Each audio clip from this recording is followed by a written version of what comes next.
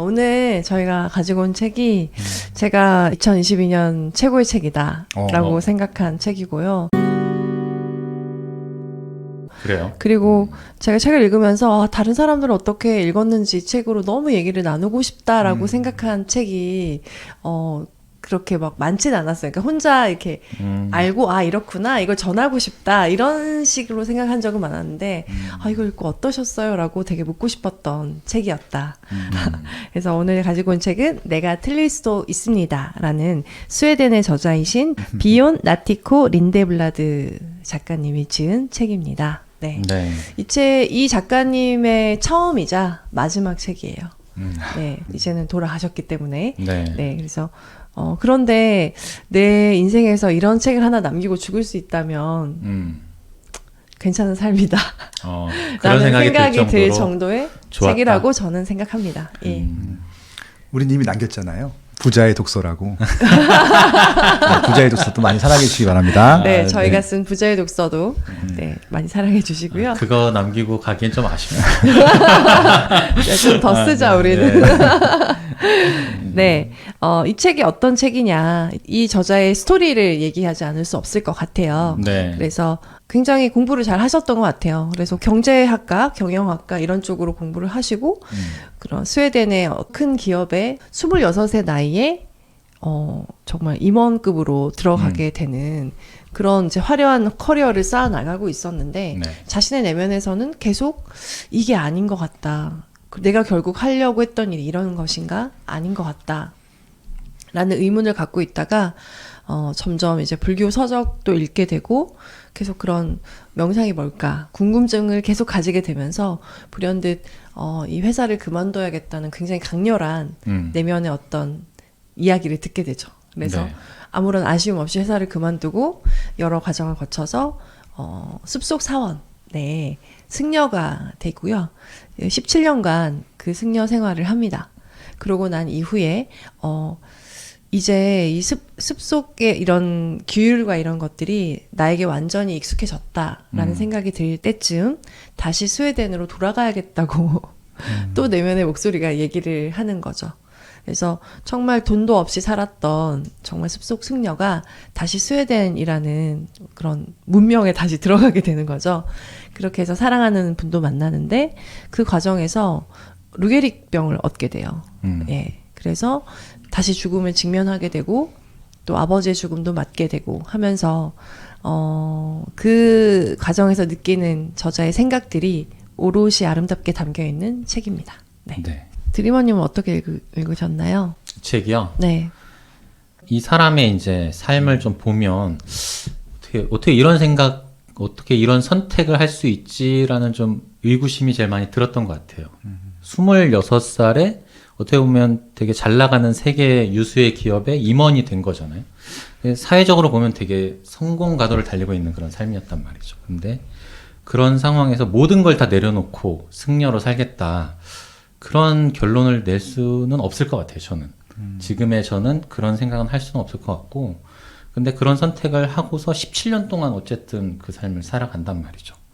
근데 그 고민하고 또 고민하고 계속했던 그런 내용들도 이 안에 다 수록이 돼 있는데, 그런 과정들을 지켜보면서도 저런 삶을 왜 저렇게 견뎌가면서 그걸 뭘 얻고자 했는가, 그런 생각들을 제일 많이 했어요. 근데 이분은 좀 내면에서 자기 내면을 들여다보면서 어떤 평화, 좀 안정감, 그런 것들을 좀 얻게 된 것 같긴 한데, 그거를 다른 좀 세상의 모든 것들을 다 포기하고 얻을 만한 가치가 있느냐는 좀 아직도 의구심이 좀 들어요. 왜냐하면 저는 지금 생활에 좀 많이 만족하고 있고, 세상에 놓기 싫은 것들이 너무 많고 갖고 싶은 게 여전히 많고 그렇기 때문에 그걸 다 포기하면서까지 내 내면의 어떤 평화를 얻는 게 답인가라는 생각은 저는 아직은 의구심이 많이 든다. 그건 아닌 것 같다는 생각을 하고 있어요. 알겠습니다. 빠숑님은 어떻게 읽으셨나요? 저도 로사님만큼이나 되게 재밌게 읽었었거든요. 그러니까 이제 그 책을 딱 봤는데 그냥 쑥 읽히더라고요. 근데 이제 이게 초반에 처음에 이제 개인적인 얘기를 하다가 이제 상려 가서 얘기하고 뒤에 이제 깨달음을 얻어서 다시 사람들한테 그걸 베푸는 게 아니라 좀 전달하는 그 일련의 과정들일 텐데 이게 꼭 이분이 이 역할을 하기 위해 태어난 것처럼 느껴질 정도로 되게 물 흐르듯이 이렇게 어떻게 보면은 그러니까 이제 앞부분이 이해가 안 됐던 것들이 뒷부분에 이분의 삶을 통해서 이해가 되는 그런 것들이었었거든요. 그래서 이제 전 드리머님 얘기도 정말 공감을 하는 게 대부분의 사람들이 다 그 어떻게 보면 좀 나쁜 말로는 속세에 찌들어 있는 것들이고 그것들이 좋든 싫든지 간에 거기서 벗어나지 못하고 있는 것들인데 이 저자님 같은 경우는 나티코라고 하는 굉장히 좋은 이제 법명을 받으신 분인데 나티코 같은 경우는 되게 순수했던 사람인 것 같고 순수한 것들을 지키는 과정을 통해서 계속 뭔가 버리는 삶을 보여줬던 것 같아요. 그래서 이분의 삶을 한번 쭉 생각을 해보시고 내가 이제 결국은 이제 지금 당장 말고 나중에 나이를 먹어서 은퇴할 때쯤에 죽을 때쯤에서 내 삶을 한번 되돌아보는 그런 시기를 좀 미리 땡겨오는 책으로 한번 보게 되면요. 이 책의 의미가 좀 달리 보이지 않을까라는 생각이 들었었어요. 네. 네. 이 책이 너무 좋았다. 올해의 책이다라고 얘기했던 로사님은 네. 어떻게 읽었는지. 저는 평소에 좀 명상에 대해서도 관심이 많았고 제 자신이 저를 어떻게 생각하는가 저와 친한가에 대해서도 좀 고민이 항상 많았던 것 같아요. 그래서 내가 나를 환대하고 이해하고 안아주는가 그렇게 생각하면 항상 좀 그렇지 못할 때가 많았던 것 같아요. 그래서 이 나티코라는 분도 예전에는 자기 자신에 대해서 끊임없이 불평하고 누군가가 그렇죠. 내 안에 내가 끊임없이 부족하다고 얘기하고 잘못됐다고 얘기하고 그리고 눈치 보고 이런 마음의 소리들을 어떻게 없앨 수 있을까? 근데 그런 것들을 찾아 나가는 과정 그리고 마침내 이곳이 내가 있어야 할 곳이구나.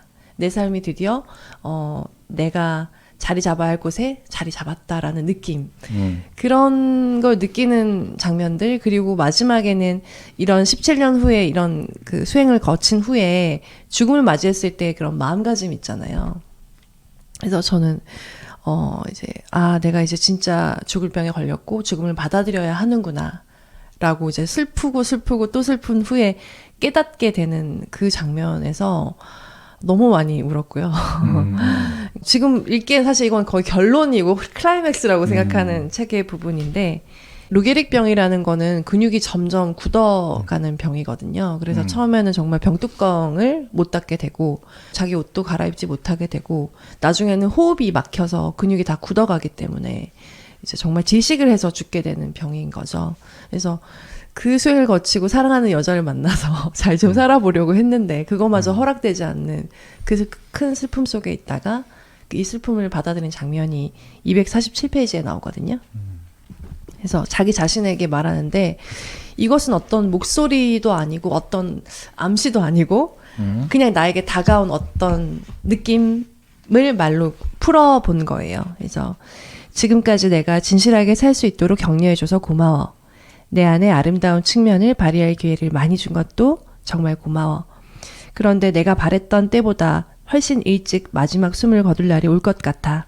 차분히 생각해보니 용서받지 못할 일이나 깊이 후회할 일, 바로잡지 못할 일을 저지르진 않았어. 내 어깨를 짓누를 만큼 묵직한 업을 짓지는 않았어. 그래서 때가 오면 이 필멸의 고리를 벗어던질 때가 오면 그동안 바르게 살았음을 알기에 난 환한 얼굴로 죽음을 맞이할 수 있을 거야. 다음에 무슨 일이 닥칠지 두려워하지 않으면서 숨을 거둘 수 있을 거야. 그래서 좀 우리가 좀 죽음이 되게 눈앞에 있다라는 걸 인식하지 못하고 살아가는데 그렇게 죽음을 받아들이는 모습을 보면서 좀 삶에 대해서도 많이 생각하게 되고 네.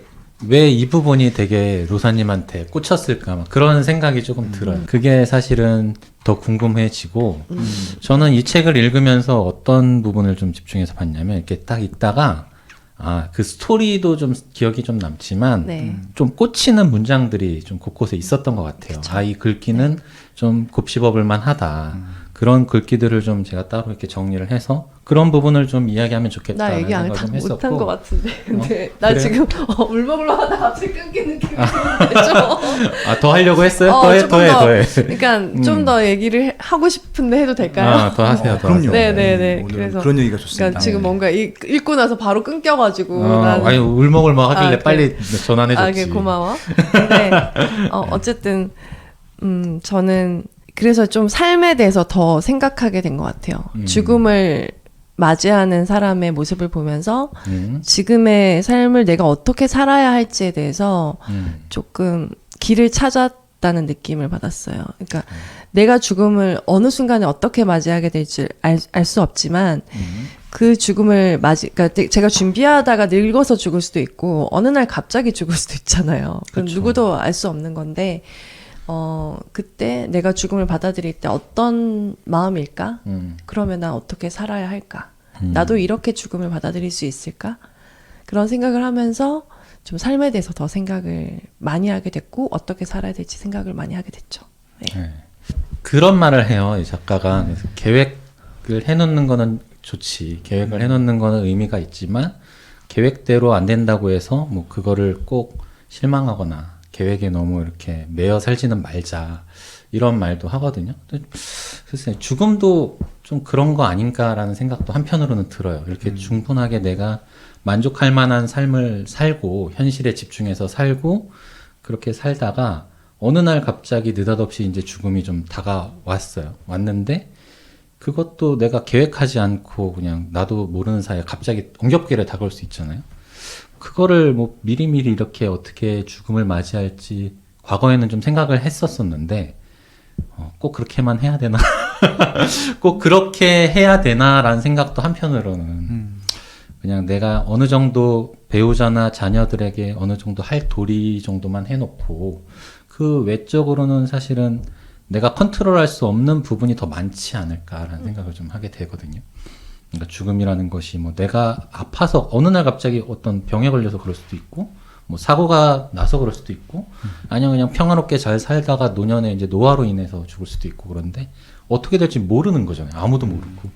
그러니까 그거에 대해서 뭐 전전긍긍 할 필요는 전혀 없다라는 생각을 좀 많이 하고 그냥 자연스럽게 살다가 어느 날 갑자기 떠날 때라는 직감이 오면 이제 그때 찬찬히 내 삶을 좀 돌아봤을 때 그래도 이 정도면 잘 살았지라는 평가를 할 수 있으면 되지 않나.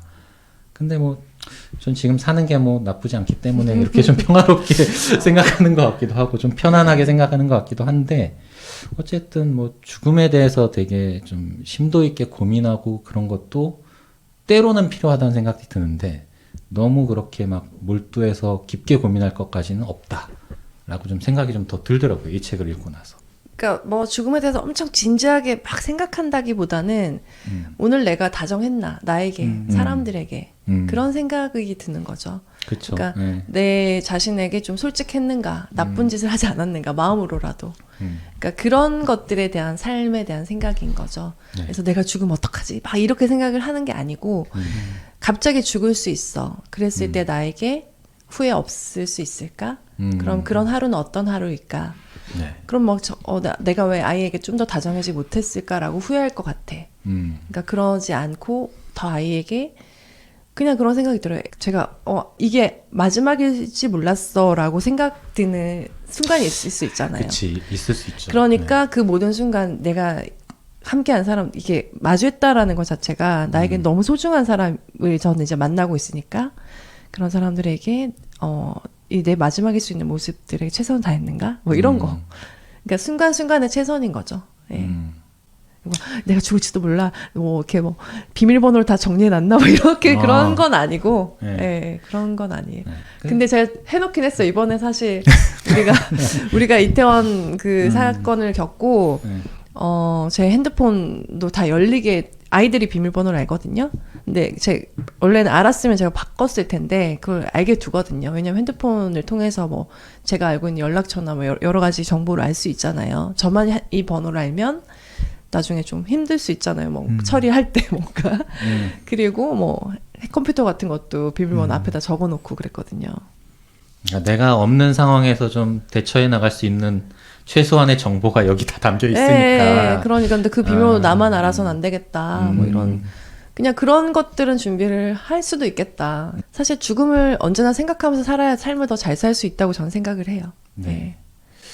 거기는 좀 동감하는 것 같아요. 그 평상시에 내가 이 사람과 딱 만나는 그 순간이 이게 마지막일 수 있다라고 생각하고 만나는 것 자체는 되게 좋은 마인드 아닌가?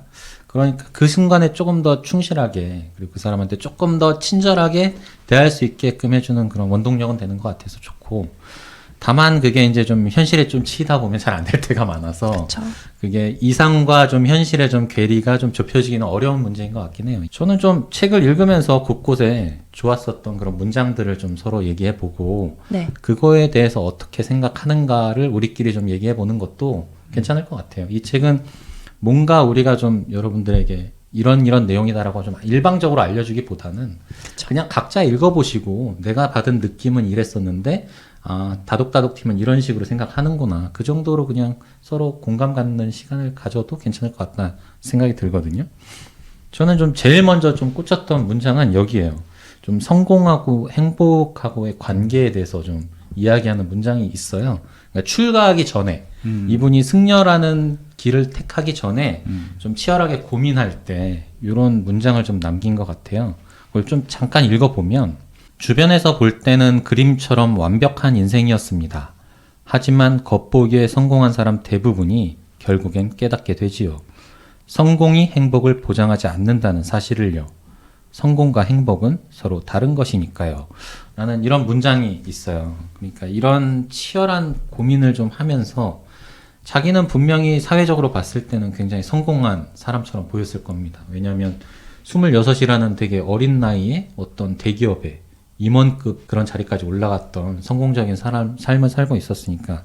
근데 그분의 내면에서는 행복함하고는 거리가 좀 있었던 그런 삶을 살고 있었던 거죠. 그래서 그런 것들에 대해서 나는 좀 어떤가라고 좀 생각을 해보는 건 좀 의미가 있지 않나? 나는 지금 사회적으로 봤을 때 성공하고 있는가? 만약에 그렇다면 그 성공으로 인해서 내가 정말 행복한가라고 느끼는가는 좀 별개의 문제가 아닌가.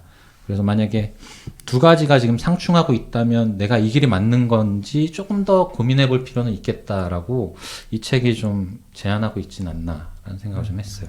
저는 그래서 성공과 행복이 좀 직접적인 관계가 없다는 거에 대해서는 좀 받아들이고 있긴 해요. 근데 최소한 어느 정도 성공이라는 게 사실은 뭔지 잘은 모르겠어요. 도대체 뭘 성공이라고 해야 되지? 뭐가 성공인지는 잘은 모르겠는데 행복에 대한 기준은 조금씩 생기고 있는 것 같아요. 뭐 예를 들면 이런 다독다독하는 모임도 제 일상의 행복 같은 거예요. 그 행복감을 주는 거고 그리고 제가 근래에 좀 가진 취미 중에 하나가 요리하는 거. 그게 좀 생긴 취미 중에 하나인데 요리를 해가지고 손님들 모셔서 대접하고 그리고 서로 이제 어울리는 시간 갖는 거. 이런 순간들이 되게 행복하다고 느끼고 또 뭐 때때로 아내나 뭐 아니면 자녀가 뭐 좋은 소식이 있다고 이제 알려줄 때 그럴 때 행복감을 느끼고 이런 행복의 순간들에 대해서는 좀 정의 내릴 수는 있는 것 같은데 성공은 잘 모르겠다. 그래서 저는 그런 행복의 순간들을 좀 많이 만드는 거 그게 결과적으로 나중에 좀 후회 없는 삶을 남기는 게 되지 않을까라는 생각은 좀 해요. 네. 그 정도의 좀 생각들을 좀 할 수 있게 돼서 좀 의미가 있지 않았나 싶어요. 네. 여기 이제 8페이지에 보면은 네. 그런 인터뷰가 나오잖아요. 그래서 이게 머릿말에 나오는 건데, 17년 동안 깨달음을 얻고자 수행에 매진한 결과 머릿속에 떠오른 생각을 다 믿지는 않게 되었습니다. 그게 제가 얻은 초능력입니다. 이런 얘기가 나오는데, 네. 이 나티코 저자는 그런 사회적으로 누가 봐도 정말 그런 빠른 성공을 하고 높은 자리에 오르고 그렇게 했을 때 이건 성공이라고 할 수 있죠. 그러니까는 성공이라는 건 사회에서 말하는 성공인 것 같아요. 여기서 말하는 남들이 성공. 인정해주는 저 정도면 성공했다. 네. 저렇게 돈을 잘 벌고 저렇게 똑똑하고 뭐 이런 저렇게 사람들의 뭐 사랑과 관심을 받고 그런 사람들이 성공인데 자신이 원했던 성공이 아니었던 거죠. 그래서 이 저자는 좀 평화롭게 그 순간에 머무르고 싶었던 것 같아요. 그래서 내가 현존한다는 거 그런 것들에 대해서 내가 지금 이 순간을 항상 살아나간다는 거 이 순간을 느끼고 내가 무엇을 원하는지 차분하게 돌아볼 수 있는 삶을 산다는 게 저자의 성공이었던 거예요. 그래서 행복하지 않았던 거죠. 누가 봐도 정말 연봉이 크고 부모님은 너무 자랑할 만한 직업을 갖고 계시지만 그래서 나는 무슨 일을 하지? 나는 클라이언트가 더 돈을 훨씬 더 많이 벌어주고 효율적으로 뭐 경제가 돌아갈 수 있게 그 회사의 그런 경영이 돌아갈 수 있게 해주는 역할을 해. 근데 그게 뭐 어쨌다는 거지? 라는 생각이 드는 거죠. 그러면 이건 개인의 내 내면의 성공이 없는 거예요. 그러니까 불행했던 거죠. 그래서 여기 나오는 말이 나온다고 생각을 해요. 그러니까 내 머릿속에 떠오른 생각을 다 믿지 않게 되었다. 이게 계속 번뇌가 생기는 거예요. 막 뭐 지금 이 정도면 나 정도면 괜찮지 않나? 부모님이 좋아하니까 이거 유지하는 게 맞지 않나? 그럼 내일은 이거 어떻게 해서 내가 잘 발표하지? 뭐 그런 거, 그 점심 뭐 먹지? 막 그런 생각만 잔뜩 하다가 사실 내면에 내가 진짜 원하는 삶은 이게 아니야라는 게 있었는데 그거는 계속 무시하면서 살았던 거예요. 그러다가 아무리 봐도 이건 아닌 것 같아 하다가 마침내 이 말이 더 떠오른 거죠. 명료하게. 네. 그래서 성공과 행복은 그런 것 같아요. 그래서 누가 봐도 와 쟤는 진짜 잘 나가네? 그런 삶을 살지만 너무나 지치고 힘들어서 난 더 이상은 못할 것 같아. 내가 했던 만큼 더 잘할 수는 이제 없을 것 같아. 뭐 그런 식으로 생각이 들면서 너무 괴롭다면 그게 과연 개인의 성공인가? 내면의 성공인가? 내 마음이 평화롭고 즐겁지 않은데. 예. 그래서 저는 그렇게 성공과 행복을 생각합니다. 근데 보면 되게 우리가 일반적으로 말하는 그 성공이라는 것의 기준은 네? 그 남들의 인정에 좀 달려있지 않나라는 생각도 좀 들어요. 예를 들면 네. 누군가가 저 사람은 저 정도면 성공했어 라고 평가해주면 그게 좀 성공의 잣대가 되는 것 같아요. 근데 그 기준조차도 자기가 좀 뭔가 만들어 나가야 되지 않나? 라는 생각을 좀 하게끔 하는 것도 같거든요. 그러니까 내가 생각한 나만의 어떤 성공 기준이 남들이 봤을 때는 저게 무슨 이렇게 좀 평가절하할 수도 있지만 내가 거기에 만족하고 나는 이 정도면 충분히 성공했다고 생각하고 거기에 행복감을 느낀다면 충분히 괜찮은 삶이다 라는 얘기를 좀 해주는 것 같기도 해요. 그래서 너무 이렇게 타인의 시선에 좀 얽매여 살고 있는 현대인들에게 조금 더 내면의 좀 자기 생각과 내면의 자기의 진실한 어떤 마음 그것과 좀 대면해 볼 수 있는 그런 시간을 좀 가져봐라 라고 제안해 주는 것 같기도 하고 그래서 참 좀 쉬어갈 수 있게끔 만들어주는 책인 것 같아요. 드리머는 이미 성공하신 것 같습니다. 네, 저 왜요? 내 삶에 만족한다고 너무 좀 흔들림 없이 얘기하는 모습이 부럽습니다. 제가 사실은 이렇게 안분지족형이라고 하죠. 가진 거에 좀 만족하고 현상 유지에 되게 만족해하고 네. 뭐 제가 생각한 것만큼 모르겠어요. 결과가 이렇게 생각보다 좋지 않아도 뭐 이 정도면 됐지라고 좀 스스로 네. 정신승리하는 스타일이에요. 그래서 굉장히 좀 편안하게 삶을 사는 스타일이라고 할까? 성공한 삶입니다. 네. 좀 그래서 제 성향 때문에 좀 그렇게 생각하는 걸 수도 있겠다. 그래서 들어요.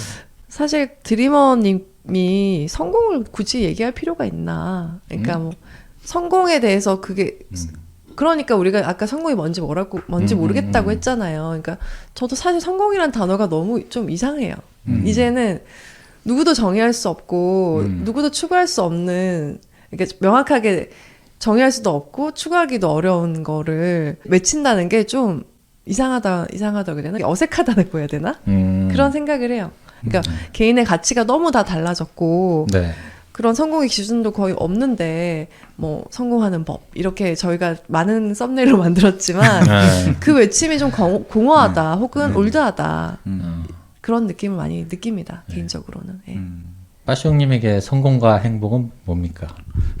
저는 원래 성공이라는 것들에 대해서 크게 고려를 안 하고 살았던 것 같아요. 그냥 하루하루 재밌고 행복하게 사는 것들이 어떻게 보면은 목표도 아니고 그냥 그렇게 살고 싶었어요. 그냥 희망이었던 것 같고 네. 그래서 그렇게 하는 과정에서 그러니까 어떻게 하는 것이 더 좋을 것인가 뭐 이런 고민도 솔직히 안 했던 것 같고 그냥 주어진 임무가 있으면 그때 충실하게 하루하루 그냥 살았던 것 같아요. 그래서 이제 이 저자 같은 경우는 아마 이제 그런 목표가 있었겠죠. 학교 다닐 때까지만 하더라도. 그래서 그걸 단기간에 어떻게 보면 다 이룬 거잖아요. 아마 이루고 나서 공허함이 왔던 것 같기도 하고. 그래서 이게 아마 이 저자 같은 경우는 그걸 뭐 성공이라고 하든 목표라고 하든 그것들을 이룬 상태에서 조금 이제 삶에 혼란이 왔던 것 같고 고민들이 생기기 시작했던 것 같은 타이밍에 아마 태국 갔던 것 같고 거기서 여자친구를 사귀었고 헤어진 것들 때문에 이제 어떻게 보면 첫 실패? 인생의 실패가 오다 보니까 충격을 좀 받았던 것 같고 그게 아마 좀 적지 않은 계기가 되지 않았을까 그런 생각이 들기도 했었어요. 시련이 첫 실패였다. 예. 그래서 이제 그러면서 이제 내 마음대로 할 수 없다는 것들이 분명히 있다는 것들을 알게 됐고 지금까지 이제 자기가 옳았다고 생각하는 것들에 대해서 열심히 살아왔었던 것들의 보상을 받았었는데 그렇게 안 된다는 것들에 대해서 아마 궁금증을 가졌던 것 같고 기본적으로 머리가 좋은 사람이고 생각이 많았던 분 같아요. 그래서 17년 동안 수행을 하는데 자기가 궁금했던 것들에 대한 답변들을 거기 스승님이라고 하시는 분들을 통해서 많이 얻게 됐던 것 같고 거기에 또 자기 생각을 더 보탤 수 있을 것 같고 그래서 아마 17년 동안 이 저자는 자기가 갖고 있었던 궁금증에 대한 대부분 해답을 얻었던 것 같고 그래서 다시 고향으로 돌아왔던 것 같아요. 저는 그래서 이제 이 책을 딱 보면서 마지막 부분에 대한 부분들이 저는 굉장히 감동적이었었는데 제가 한번 읽어보고 좀 설명드릴게요. 엘리자벳, 그때 아직 내 곁에 누워있지 않다면 얼른 침대로 올라와서 나를 안아주구려. 그리고 내 눈을 바라봐요. 내가 이 생에서 마지막으로 보는 게 당신의 눈이었으면 좋겠소. 라는 멘트를 하고 사랑꾼이었구나 결국은. 그쵸. 네. 그래서 이제 이분은 죽는 순간까지도 이렇게 죽고 싶었던 것 같아요. 가장 완벽한 순간. 결국은 자기가 가장 사랑하는 사람과 함께 마지막을 하는 것들에 대해서 꿈꿨던 것들을 보게 되면은 이분은 그냥 평생을 어떻게 보면은 이렇게 초반에는 어렸을 때는 청년 때에는 열심히 사는 것들이 행복이라고 생각했었는데 결국은 살아가면서 사람들과 교류를 하고 서로 이야기를 나누고 사랑하는 사람들과 함께 살면서 죽는 날 사랑하는 사람들을 곁에서 죽어가는 것들이 완벽한 인생이라고 생각했던 것 같고 그런 메시지들을 계속 주려고 했던 것 같아요. 그래서 다른 목적들보다는 내가 하루하루 충실히 사는 것들이 그냥 중요할 것 같고 이게 뭐 목표를 향해서 뭐 맹렬히 돌진하는 것도 중요하지만 내가 진정 가장 행복감과 편안함을 느끼는 순간들이 어떤 것들을 찾아가는 것이 아마 이분의 아마 삶의 목적이 아니었을까. 네. 예, 그런 생각이 들기도 했었어요. 네. 그래서 사실 제가 만약에 근육이 굳어가는 병에 걸렸다면 내가 어떻게 이렇게 운이 없을 수가 있을까? 왜 하필 나에게 이런 일이 생겨야 하는 걸까? 하늘도 무심하시지 내가 무슨 죄를 지었다고 이렇게 하는 걸까? 뭐 그런 생각들, 원망과 그 슬픔과 좌절에 빠져서 지내는 그런 시간이 굉장히 길 것 같고 그렇게 하다 죽어갈 수도 있을 것 같아요. 네. 그런데 여기 이제 죽어가면서도 나에게 병과 싸우라고 하지 말아라. 내가 그냥 놓을 수 있게 해달라. 그리고 몸에게도 얘기를 하거든요. 몸아, 나를 위해서 이렇게 지탱해주고 버텨줘서 고맙다. 그렇게 받아들이는 그런 모습들이 너무 성숙하다는 생각이 정말 많이 드는 거예요. 그리고 죽음도 사실 선택하잖아요. 안락사를 아버지도 그렇고 나티코 이 작가도 선택하는 거거든요. 스위스에서는 안락사가 가능하잖아요. 그래서 이 자기가 죽음을 선택을 하거든요. 근데 이런 것들이 종교적으로 절대 되지 않는다라고 생각하시는 분들이 많을 거예요. 어쨌든 스스로 목숨을 끊는 것에 가까운 행위이기 때문에 이런 것들은 옳지 않다라고 생각하는 분들이 많겠지만 저는 또 하나의 좀 죽음을 대하는 성숙한 방법이 아닐까라는 생각이 들기도 했습니다. 그래서 죽음을 좀 초연하게 받아들이고 내 죽음을 내가 준비하고 가족들과 편안하게 인사할 수 있고 내가 언젠가 루게릭병으로 숨에 막혀서 죽을 때까지 막 캑캑거리다가 그 두려움과 숨막힘으로 죽는 모습을 가족에게 다 보여주고 그런 거보다는 이게 낫지 않을까? 그러니까 이게 낫다는 게 뭐예요? 그러니까 안락사를 택하는 게 낫지 않을까라는 생각이 안락사가? 드는 것이 네, 그런 부분도 되게 여러 생각이 들었어요. 네.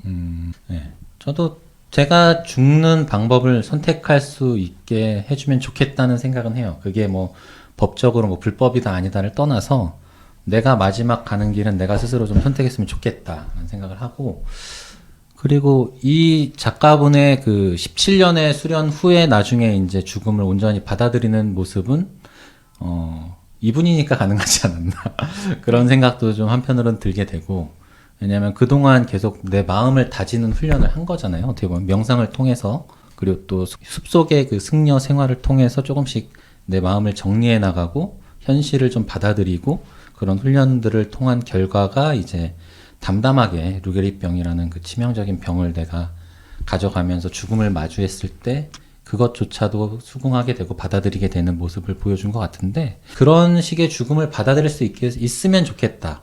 하지만 그러기 위해서 17년을 나한테 수련하라고 하면 난 못한다. 그런 생각도 좀 현실적으로 그런 생각을 좀 많이 하게 되고 저는 이 나티코 작가가 책을 남긴 이유가 나처럼 수련하라고 아니겠지. 모든 걸 던지고 가라고 한 건 아닌 것 같고 그런 기간을 거쳐야 자기가 할 수 있는 어떤 성숙한 받아들임을 할 수 있는 건 아니다라는 얘기를 해주시고 싶었던 것 같아요. 이 책을 통해서. 그래서 우리의 이 수많은 생각들 속에서 어떤 생각을 더 주목하고 어떤 생각에게 자리를 내어주지 않을 것인가.